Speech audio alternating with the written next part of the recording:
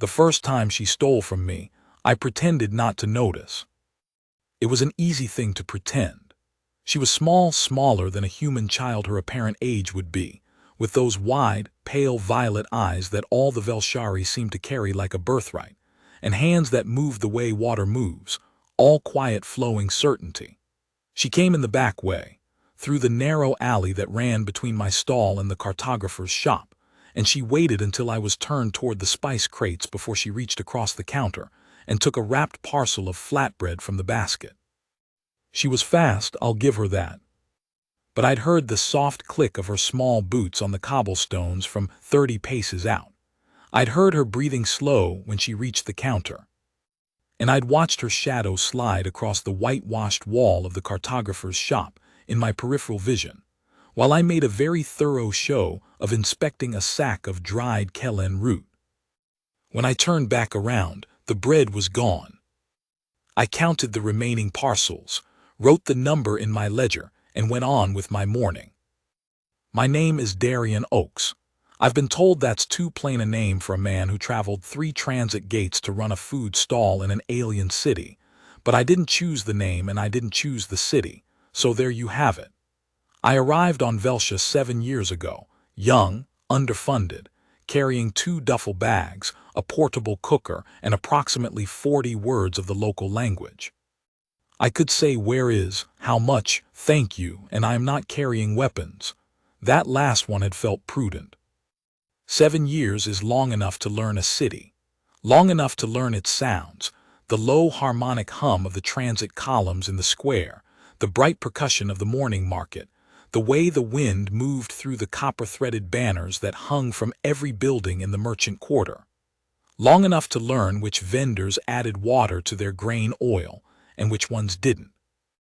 Long enough to know that the Velshari, for all their reserve with outsiders, were fundamentally decent people who prized 3 things above nearly everything else: their word, their food, and their kin. So I understood, even on that first morning, what it meant that a child was stealing bread. It meant someone was hungry. She came back the next day. Same time, same route, same precise patience, waiting until my back was turned to the counter. This time she took a wrapped portion of salted dried fruit that I had placed, I will admit, at a slightly more convenient height than I'd placed it the day before. I wrote the number down. On the 3rd day she took bread again and a small square of pressed grain cake, and she hesitated a half-second before she slipped away. I thought that hesitation was interesting. On the 4th day, I turned around just as she was reaching for the bread, and our eyes met. She froze. She was perhaps 8 years old by Velshari reckoning, which put her at roughly 6 by human equivalency. Her hair was the silver white that the children carried before it deepened to gray or black in adulthood, and it was braided back in a style that was careful and precise but also fraying at the edges, as if it had been done by someone in a hurry and not redone since. Her clothes were clean. That had struck me from the first day. The clothes were always clean and mended, even when the child inside them looked like she hadn't slept. We looked at each other for a long moment. I reached into the basket, took out 2 portions of flatbread instead of 1, and set them on the counter between us. "One is yours," I said in Velshari. "One is for whoever you're taking these home to." She stared at the bread. Then she stared at me. Her violet eyes were enormous and entirely unreadable. "I will not tell anyone," I added, "and I will not be angry." Very slowly she reached out and took both portions. She tucked them inside the satchel she wore across her narrow chest, and she looked at me once more, a measuring look, a look far older than 8 years, and then she walked away, unhurried, back down the alley. I went back to the spice crates. The next morning she was at the counter before I had even finished setting up, standing on the merchant quarter side like a proper customer. She didn't have coin. She didn't pretend to. She just stood there and looked at me until I brought over 2 portions of bread and set them on the counter and said, "Good morning." "Good morning," she said, in the careful, formal Velshari of a child who had been well taught. She picked up the bread and turned to go. "What is your name?" I asked. She stopped, looked back over her shoulder. "Sira," she said. "Darian," I said, "in case you need to ask anyone where the bread stall is." Something moved in her expression, something I couldn't name yet, but would come to recognize as the look she got when something surprised her that she hadn't expected to be allowed to be surprised by. Then she was gone. We did not speak much in the weeks that followed. She came every morning and I gave her bread or fruit or grain cake, and sometimes a portion of whatever I had cooked that was left from the day before, and she took it and went. Occasionally she said, "Good morning," and I said it back. Occasionally she told me something small and factual, that it had rained in the East Quarter, that the transit column in the square had been repaired, that the cartographer next door smelled of something she found unpleasant. I agreed with her on this. She never told me where she lived. She never told me about her mother. But I noticed things. The portions I gave her were always slightly larger than what one child could eat alone. I sized them that way deliberately, and they disappeared entirely every time, which meant she was sharing. The fraying braid was sometimes refreshed, done by the same careful hand but in a greater hurry, in the style of someone managing a task while managing many other tasks at the same time. And once, when I gave her a container of warm broth on a cold morning, she looked at it for a moment with an expression that was not hunger but relief. The relief of someone who had been worrying about something specific and had just been given a partial solution to it. On a cold morning in the 4th week, she arrived and I gave her the broth and she said, quietly, "My mother says the food is very good." I looked at her. "You have told your mother about this?" I asked. "She knows," Sira said, a pause. "She says to tell you thank you." "Tell her she is welcome," I said, "and tell her she may come and eat here herself if she would like to." Sira was quiet for a moment. "She is not able to go out very much," she said. "I see," I said. "Then tell her I said the offer stands." "Any morning." Sira looked at me, that old measuring look. "You are a strange man," she said. "I've been told," I said. She took the broth and left. I thought about what she'd said. She is not able to go out very much. And I filed it where I put things I was worried about but couldn't do anything about yet.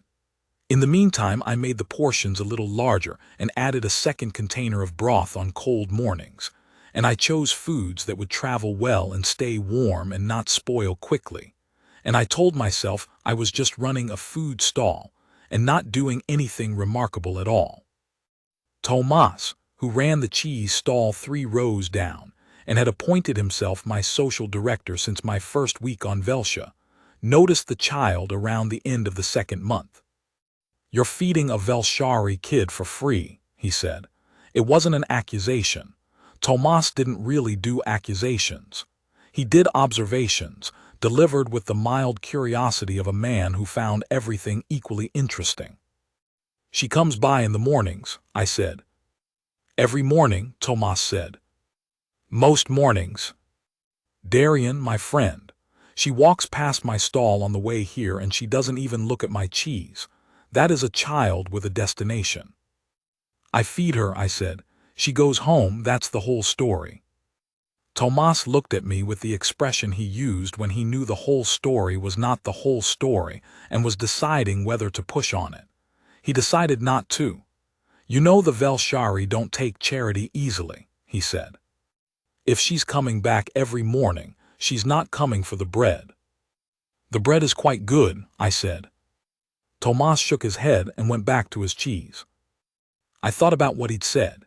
He wasn't wrong. The Velshari were a proud people in the quiet, structural way of a culture that had been proud for so long that the pride had become something closer to a basic organizing principle, not vanity, but a bone-deep unwillingness to be beholden, to be lesser, to receive without the expectation of return. Children absorbed it the way they absorbed language, without being taught, simply by living in it. Sira was not coming back just for the bread. I thought about the way she said "good morning" in that precise, formal Velshari, taught carefully by someone. I thought about the fraying braid done in a hurry. I thought about the word asterisk mother, and the phrase not able to go out very much, and the relief on her face when I handed her the second container of broth. I thought about a child, 6 or 8 years old by any reckoning, doing the hard math of keeping a household going, counting what she could take without being noticed, calibrating how much pride to swallow against how much hunger to endure, coming back every morning with that particular kind of hope that is really just the sustained act of not having given up. She was coming back because I had made it safe to. That was all I'd done. Turned my back at the right moment, set the bread at the right height, said, I will not tell anyone and I will not be angry. Given her a way to provide for her mother that didn't require her to ask. I started cooking more on mornings when the weather was cold. Spring came to Velsha in the way it always did, not all at once, but in arguments, warm days fighting with cold ones until the warm ones finally started winning. The copper banners in the merchant quarter were taken down and replaced with the deep blue ones that marked the season of returning, which was roughly analogous to a new year in Velshari culture, and the market filled with foods I didn't carry, preserved honeyfruits, braided seed cakes, the dried flowers that were burned in doorways for luck. On the first morning of returning season, Sira came to my counter and set something down. It was a small packet of dried flowers. The kind you burn in doorways. She looked at the packet and then at me. For your stall, she said, for luck in the new season. I looked at the flowers for a moment. They were the expensive kind, not the market-bought bundles that most people used, but the rarer, darker blossoms that I'd seen only in a few windows in the wealthier parts of the merchant quarter. These are very nice flowers, I said carefully. Yes, Sira said. Where did you get them? She met my eyes. My mother had them, she said. She said to bring them to you. I held her gaze. You told your mother about the flowers, that it was the season of returning. She knows, Sira said. She counts all the seasons. She counts a lot of things. A pause, and then something shifted in her expression, not quite pride, but close to it. She used to be very important, Sira said. She still is. She just can't go out. I see, I said. She wanted you to have the luck, Sira said. She said you had been kind and that you should have the luck. I looked at the flowers for another moment. Then I went under the counter and came up with a small jar of spiced grain oil, the good kind, the kind I used for special occasion cooking and didn't sell in the stall, and I set it in front of Sira. For your mother, I said, for the new season. Sira looked at the jar, then at me. You don't have to. I know, I said. Tell her I hope the season is a good one. Sira picked up the jar and held it with the particular care of someone handling something valuable. She looked at it for a long moment. Then she looked up at me. I will tell her, she said. She didn't leave immediately. She stood at the counter, holding the jar, and looked at me with that old, measuring look. She might come and see you, Sira said. Someday she wants to. I hope she does, I said. Sira nodded, once very seriously, and then she went.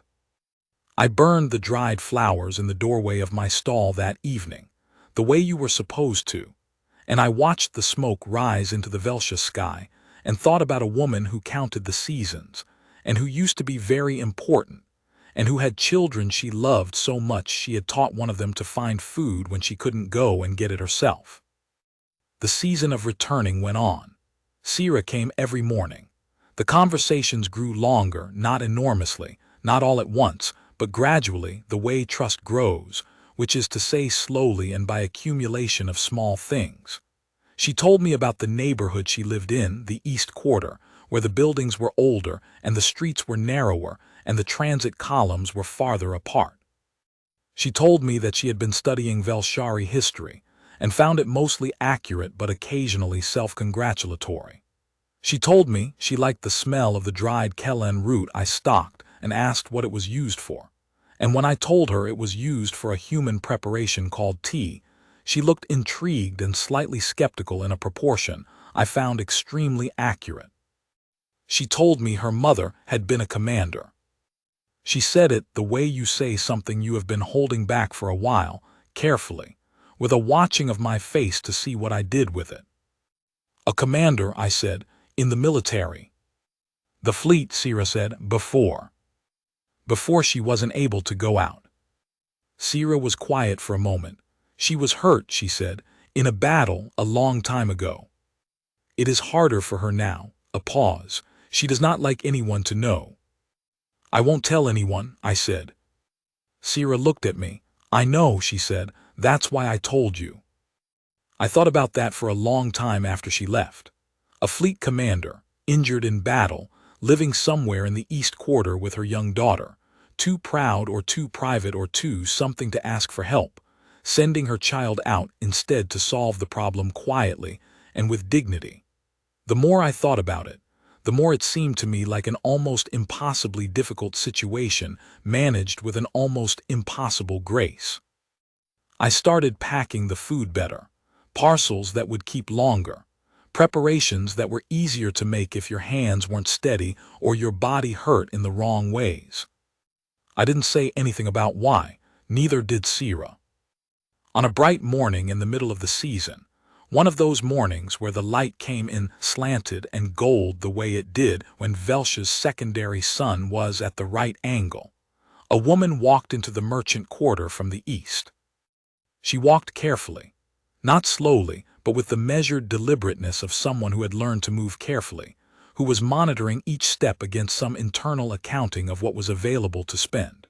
She was tall, most Velshari were tall, with deep gray skin and hair the color of ash that was braided back precisely, and she wore a long coat in dark blue that was old but well-maintained, and she had Sira's violet eyes.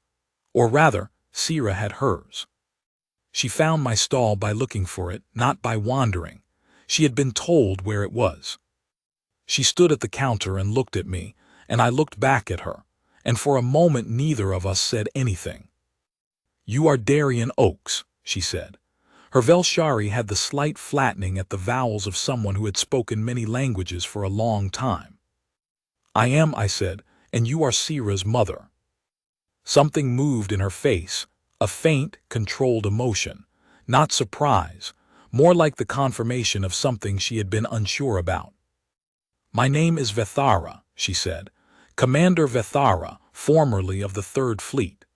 She said the title the way you say something that is still true even when you don't know if it applies anymore. "My daughter tells me you have been kind to her." "Sira is easy to be kind to," I said. "She's a very good person." Vethara looked at me. "She is," she said, and the weight of it in her voice was the weight of someone who had built their life around that fact. "I have come to apologize," she said, "and to thank you, and also to see you for myself." "You don't need to apologize," I said. "I know why she came." "That does not remove the obligation."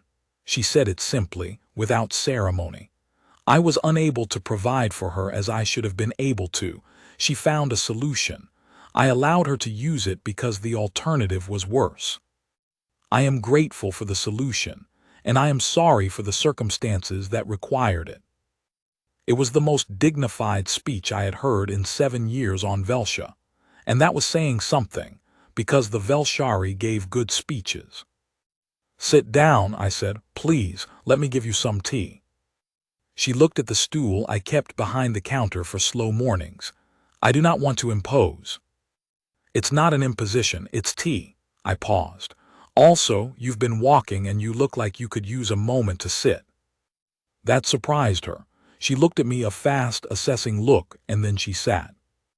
I made the tea the way I'd learned to make it for myself in cold weather, strong and with a little kellen root, and a measure of the pressed honey that came from the northern provinces.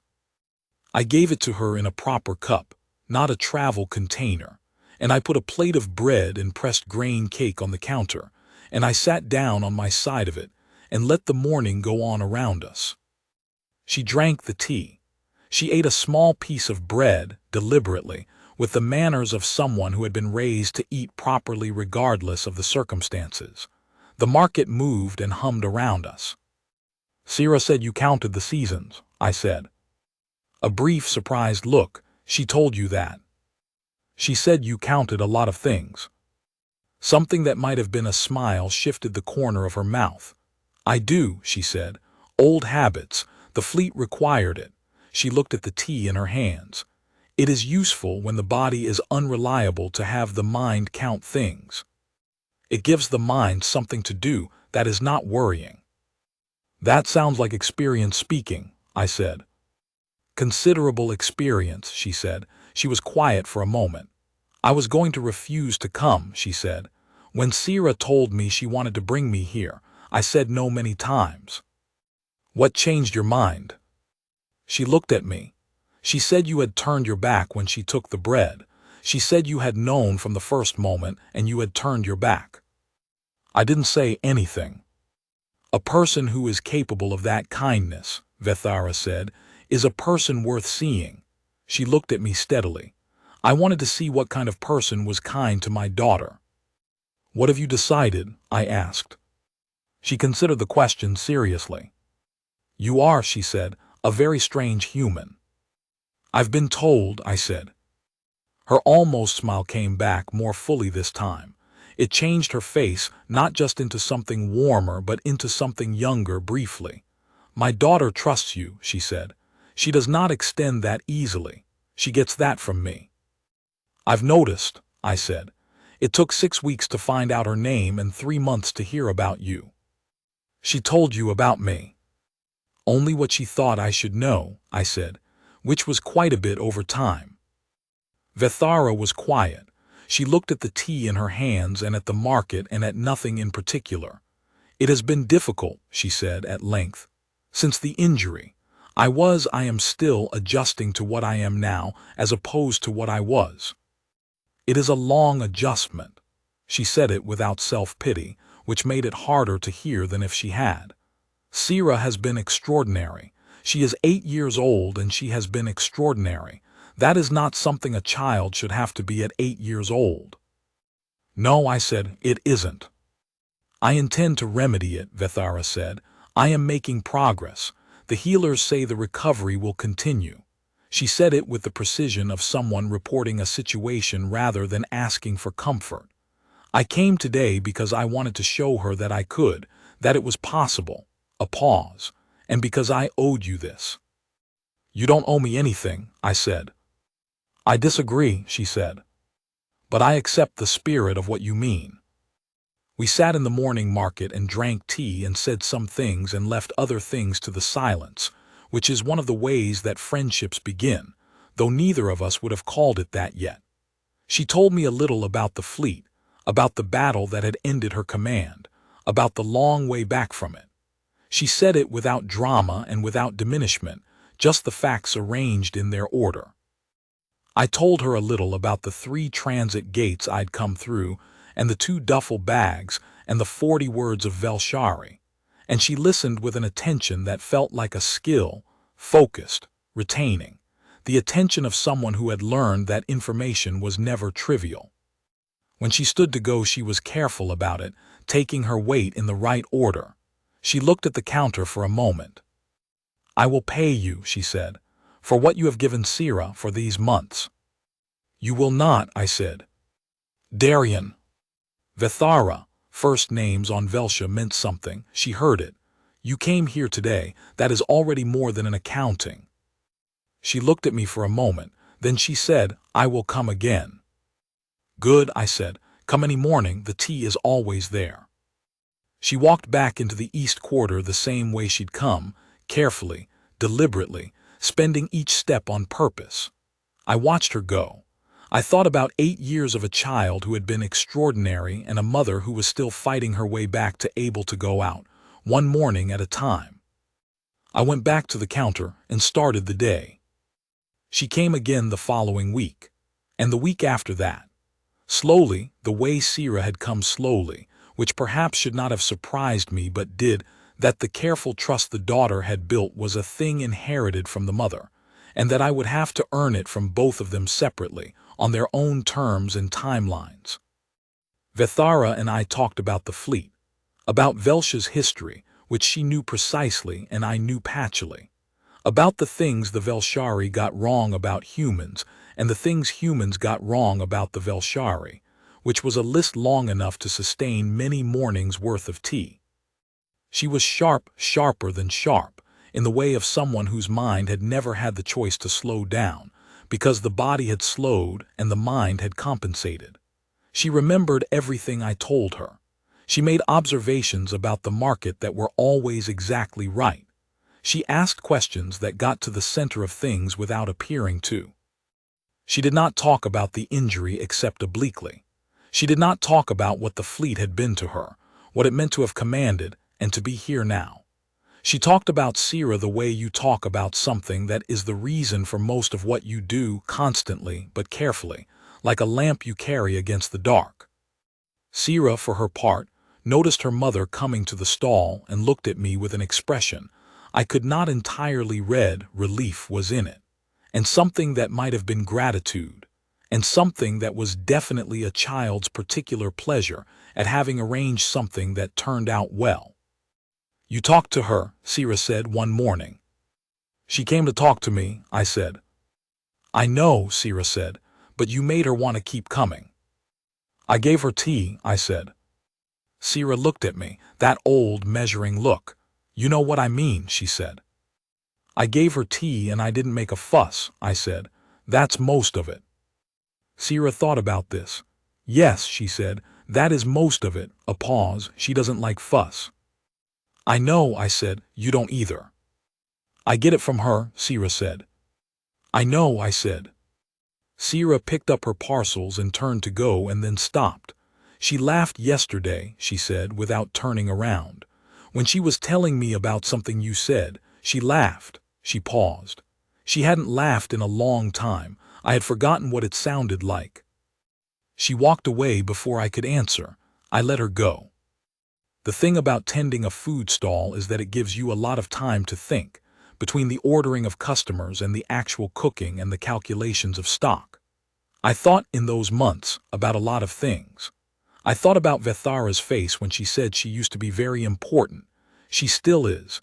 She just can't go out, and how those words applied to both Vethara and Sira, and how they both refused to lie down under the weight of them. I thought about the long geometry of how kindness works, how turning your back at the right moment can set something in motion that takes a whole season to unfold. I thought about the fact that I had come to Velsha with 2 duffel bags and 40 words of the local language, and had somehow, without quite deciding to, built something here. Not just the stall. Something else.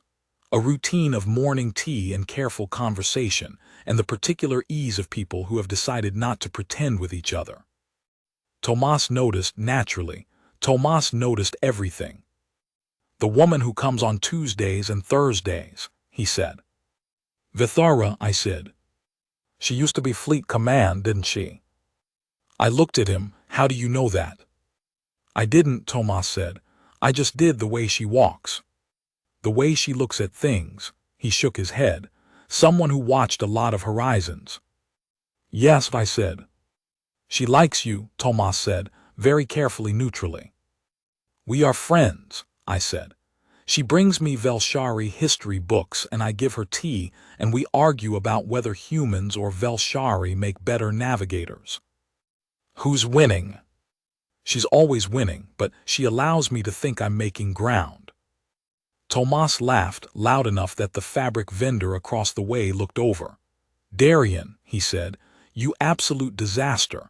You know she's going to win in the end." "I know," I said, "but the argument is very good." Tomas shook his head and went back to his cheese, still laughing. It was at the end of the summer season, the Velsha summer, which was warm in the way of a planet with generous sunlight, everything gold and slow and humming, that the man came to the stall. He was Velshari, well-dressed, with the kind of face that knows exactly what its expressions mean and chooses them accordingly. He came alone and he looked at the stall and at me for a long moment before he said, "You are the human they call Orcs." "I am," I said. "You know Commander Vethara," he said. "I know Vethara," I said. "Yes." He looked at me. "I am here on behalf of the Fleet Council," he said. There has been a development in Vethara's situation, a determination regarding her service record and her status. I was very still. Is she all right? The man looked slightly taken aback by the question. The commander is very well, he said, recovering. The Fleet Council has reviewed her case and has found that the injuries she sustained were sustained in the course of a command decision that saved the Third Fleet from destruction. It has been determined that her discharge was insufficient. The Council has voted to restore her rank. A pause. And her title. I looked at him. What title? He met my eyes. Commander Vethara holds, through her family line, the hereditary title of Keeper of the Velsha Eastern Fleet Territories. It is an old title. It carries governance responsibilities that have been in abeyance during her recovery. He paused. The Council has determined that those responsibilities should be returned to her, effective immediately. I set down the thing I was holding and looked at him steadily. And you're telling me this because? Because, he said, she told the Council, when they visited her this morning, that she would be at this stall today. She asked that someone inform you of the context before she arrived. I thought about that. About Vethara, sitting with her tea in my little stall in the merchant quarter, saying she wanted to see what kind of person was kind to her daughter. About the careful months of morning visits and history books and arguments about navigation. About Sira on that first morning with the dried flowers, saying she wanted you to have the luck asterisk. Thank you, I said, for telling me. He inclined his head and left. I looked at the market for a while, then I put the kettle on. Vethara arrived an hour later. She was walking differently, not the careful, deliberate step of someone rationing their energy, but something closer to her natural gait, which I had not known was different until I saw it now. She was wearing the same dark blue coat, but she'd added something, a small formal pin at the collar, the kind the Velshari used to mark office or rank. She came to the counter and looked at me and said nothing for a moment. You know, she said. I was informed, I said. The Council sent someone. I told them to, she said. I thought you should know before I arrived. I did not want it to be. I did not want there to be a distance. There isn't one, I said. Sit down. She sat. I made the tea. For a while we just sat with it, the way we had learned to sit with things, in the good silence between people who don't need to fill every quiet. The market went on around us. Somewhere down the road Tomas was explaining something about his cheese with great enthusiasm. I did not know, Vethara said at length, when I came here the first time what I was coming to. You were coming for tea, I said. I was coming to see what kind of person was kind to my daughter, she said. I told you that. You did. I did not expect, she stopped, set her cup down very carefully. I did not expect to find a person I could talk to. It has been a long time since I could talk to someone without managing them, without being responsible for them or accountable to them or careful about them in a professional sense. She looked at me. You asked nothing of me. You didn't know what I had been, or if you guessed, you did not make it matter. You just gave me tea and argued with me about navigation. You were winning anyway, I said. It seemed rude to let you win without a fight. Her almost smile came, full and real. I was always going to win, she said. I know, I said, but the fight was worth it. She looked at me for a moment, the direct, assessing look that was hers and Sira's both. They want me to return to formal duties, she said. The council, the title, the governance. There will be a ceremony and meetings and many obligations. I will be less available than I have been. That seems appropriate, I said. I am telling you, she said, because I don't want you to think I am, she paused, choosing the word carefully, departing. I know you're not, I said. I will still come on Tuesdays and Thursdays, she said. The argument about navigation is not finished. No, I agreed, it really isn't. She looked at the cup in her hands. Sira will still come every morning, she said. She has made very clear that the arrangement is permanent and that she will continue it regardless of changed circumstances. She says your bread is the best in the merchant quarter. She's probably right, I said. The competition isn't very good. She also says, Vethara continued, that you are the only person she has met outside our household who treats her like a person and not like either a child or a wonder. She finds that a pause, a precision, valuable. She is a person, I said, and not a wonder. She's just herself. Vethara looked at me for a long time. Yes, she said, she is. We drank our tea.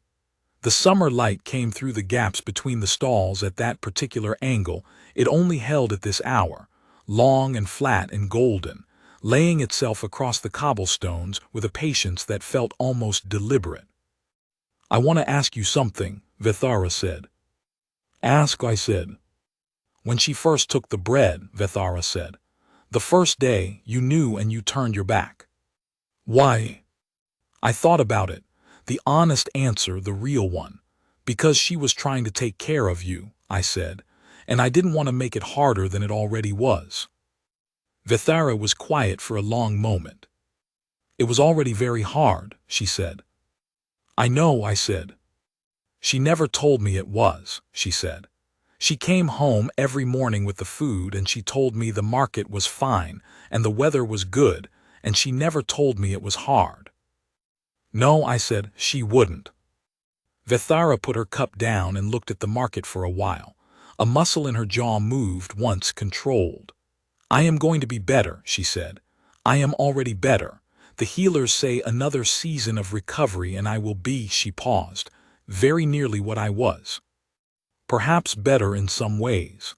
She said it not for reassurance but as a statement of intent, the way a commander speaks to a plan of action.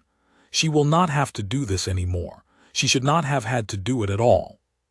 She doesn't regret it, I said, if that matters. Vethara looked at me sharply. How do you know? Because she told me she came back because it was working, I said. Not because she had no choice. She said she kept coming because the mornings were good, because it was good to have a place to go to. I paused. I think she was lonely a little, beyond the food. She had a lot of weight on her and nowhere to put any of it. She needed somewhere it was safe to just be a child. Vethara was very still. She said that. Not in those words, I said. But yes. Vethara looked at her hands. When she looked up again, her expression was controlled in the way you control something that is larger than you want to show. Thank you, she said, for that, for giving her a place. She gave herself a place, I said. She found it and she decided it was safe and she came back. I just kept the door open. You kept the door open, Vethara said. For months, without being asked, without being thanked, without knowing anything about who we were. I knew enough, I said. I knew she was a kid who was doing her best. That's enough. Vethara looked at me. You are, she said, a very unusual human. People keep telling me that, I said. They are right, she said. And then quieter, I am grateful for it. Sira appeared at the end of the alley at the wrong time of day, mid-morning instead of early, which was unusual enough that I looked twice. She was half running, not in the panicked way, but in the way of someone who has received news and needs to get somewhere with it. She came to the counter and looked at her mother and looked at me. They told her, she said, slightly out of breath. The council. Yes, Vethara said. And she came here, Sira said. It was not a question. It was an accounting of the world that, based on the expression on her face, she found satisfying. She came here, I confirmed. Sira looked at the 2 cups of tea and the plate of grain cake. You made the good tea, she said, with the Kellan root. I did, I said. Sira nodded, the way she nodded when an arrangement had been confirmed that she had been planning on and was glad to see operating as planned. She pulled her satchel off her shoulder and set it on the counter and started taking things out of it. Books, as it turned out. 3 of them, old and thick, with the titles embossed in the pressed silver script the Velshari used for things they considered important. "She has been bringing these every week," Vethara said, looking at the books. "You said you wanted to know more about the Third Fleet period," Sira said to me, with a studied casualness that did not conceal how long she had been waiting to produce these.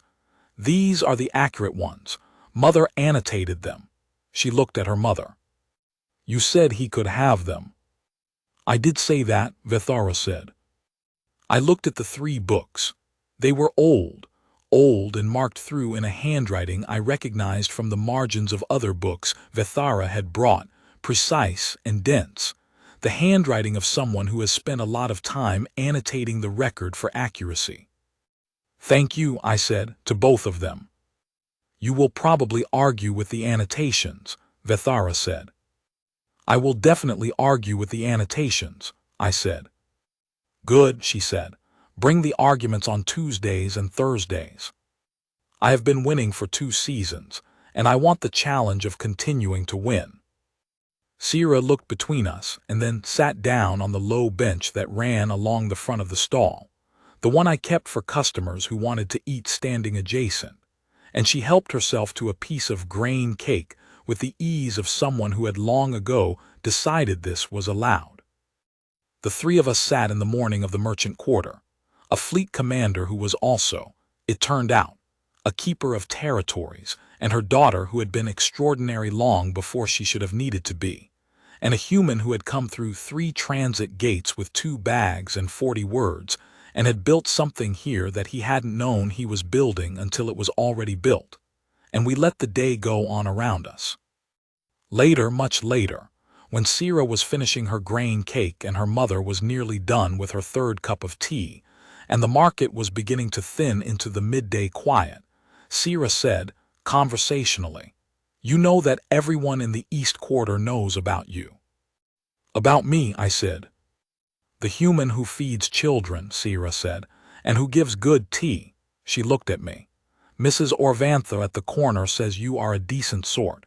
She does not say that about many people." "High praise," I said. "It is," Sira said. "She said it about the cartographer once and then she took it back." I looked at Vethara. "The cartographer does smell bad," I said. "He does," Vethara said. "He also waters his grain oil," I said. "I know," Vethara said. "I have been aware of this for some time." I was going to ask how she knew, but I looked at Sira, and Sira was looking at her cake with the particular expression of someone who has a piece of information they have decided is theirs to keep. I decided not to push on it. "The East Quarter," Vethara said. "When things are settled, the governance, there are some provisions that need updating, food access provisions." She said it carefully with the precision of someone who has thought about it and is only now saying it. "There are families in the East Quarter who have difficulty. The transit costs, the distance from the merchant quarter, the access is not equitable." She looked at me. "I thought, since you know the food supply of this quarter better than most people." "Yes," I said. She looked at me. "I have not finished." "You were going to ask me to help figure out how to improve it," I said. "The answer is yes." She looked at me for a moment. "You are going to be very irritating to govern with," she said. "Almost certainly," I said. "But I know who waters their grain oil, so that should offset some of it." Vethara shook her head, but slowly, in the way of someone choosing not to suppress something. Sira ate her grain cake and looked at neither of us with tremendous concentration. "Tuesdays and Thursdays," I said. "Bring the navigation argument. We'll get to the governance afterward." "You are very confident," Vethara said, "for someone who is still on the losing side of a navigation argument." "I'm extremely confident," I said. "That is, I am told, a human characteristic." "Several humans have told me the same thing," Vethara said dryly. "And has it served them well?" "Not particularly," she said, "but it has made the conversations interesting." Sira looked up. "Are you going to do this every Tuesday and Thursday?" "Yes," we said at the same time. Sira ate the last of her grain cake and stood up and brushed the crumbs from her lap with great dignity. Good, she said. I like the Tuesdays and Thursdays. She picked up her satchel. I will see you tomorrow morning, she said to me. Mother says we have proper funds now for the food, so I will pay. You will not, I said. Darian, Sira said, in a tone that was exactly her mother's. Sira, I said, in a tone that was exactly mine. They looked at each other, and then at me, with an expression that was identical on both their faces, which was the expression of two people who have already decided how this is going to go, and are allowing someone else to think otherwise only out of courtesy. We will discuss it, Vethara said, which on Velsha was the equivalent of asterisk. The discussion is already over asterisk. On Tuesdays and Thursdays, I said. If we have time after the navigation argument, Vethara said. I'll make time, I said. I'm a food vendor, I manage my schedule. Sira pulled her satchel over her shoulder. She looked at me, that look, the old one, the measuring one, except now I knew what it was. It was the look of someone deciding whether to trust, and the decision was already made, and the look itself was just the acknowledgement of it. You are a strange human, she said. People keep telling me that, I said. We mean it as a compliment, she said. I know, I said, I take it as one. She nodded once, very seriously, and walked off down the alley and out into the east quarter. Vethara stood and straightened her coat and touched the pin at her collar briefly, a small gesture, not vanity, something more like orientation, like checking a heading. Tuesday, she said. Tuesday, I said. She walked into the market, into the afternoon light that was turning the gold banners of the returning season the color of something I couldn't name but would remember, and I watched her go the way I'd watched her go that first day. Except this time, she was not careful and measured but unhurried and deliberate, the walk of someone who knew the road and had time to spend on it. I tidied the counter, put the cups away, set the annotated books in the safe place under the counter where things I valued went. The kettle was still warm. I poured myself the last of the tea and stood in the doorway of my stall in the returning season light, and thought about a child who had found her way down an alley and reached across a counter for something her mother needed. Thought about the particular courage required to do that at 8 years old, day after day. The math she must have done. The pride she must have swallowed. The mornings she had come back because it was working, because the place was safe, because something in the arrangement had made it possible to be a child again for a few minutes before she went back to being extraordinary. I thought about the way Vethara had said she hadn't laughed in a long time, and the way Sira had said I had forgotten what it sounded like asterisk, and how those two facts together were the whole shape of something I didn't have a word for in any of the languages I spoke. I thought about 40 words and 2 duffel bags and 3 transit gates, and how none of those had anything to do with why I was here, really. Why I had stayed. A sound from the alley, small boots on cobblestones. I turned. Sira was standing at the corner of the alley, looking at me. She had the look she got when she had thought of something and come back for it. What is it? I said. I forgot, she said. I forgot to say thank you at the beginning. I never said it at the beginning. You brought me luck flowers, I said, for the season of returning. That was my mother's idea, Sira said. But you carried them, I said. You decided I should have the luck. She looked at me. The old look, the measuring one, and in it something younger than usual, something 8 years old, clearly, the way she was when she wasn't managing everything. You turned your back, she said. I did, I said. The first day, she said. You could see me, I know you could see me, but you turned your back. Yes, I said. She looked at her boots for a moment, then at me. Nobody had ever done that before, she said, given me away without making me ask, without making it, she stopped searching. Without making it a thing, I said. Yes, she said, without making it a thing. We looked at each other in the afternoon light. You're welcome, I said. For what it's worth, I knew you'd pay it back. You were always going to pay it back. You just needed a little time. She looked at me for one more moment, a child's look, a real one, unguarded for just a second, and then she pulled the satchel strap up her shoulder and turned around and walked away. I watched her go until she was out of sight. Then I went back inside and put the last of the returning season flowers in the doorway, where they were supposed to be, for luck. The morning would come early. It usually did. I had bread to make,